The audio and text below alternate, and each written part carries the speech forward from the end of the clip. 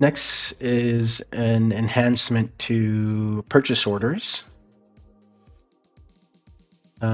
We now have an ability to essentially create notes, a notes field against a purchase order. And this could be used for internal communication between your team.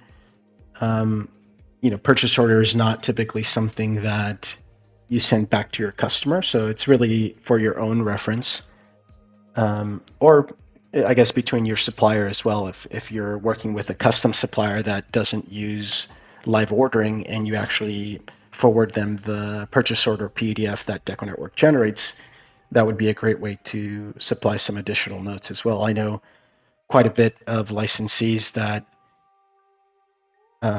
use the purchase order feature not necessarily for blank product sourcing. They may use it for more for kind of outsourcing, right? They may have, for example, a screen print order and they don't do screen print in-house.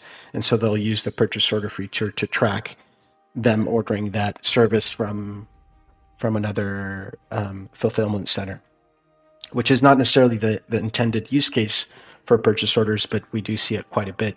So just having a notes field associated with purchase orders is pretty helpful.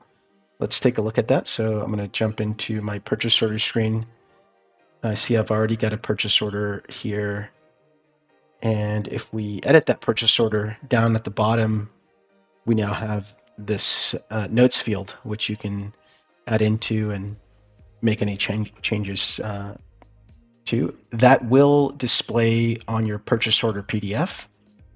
If we look at the release notes here, we're including the snippet, the code snippet, which you would need to paste in if you already have customized your purchase order template. For example, you may need to add this snippet back into yours to start displaying that note content.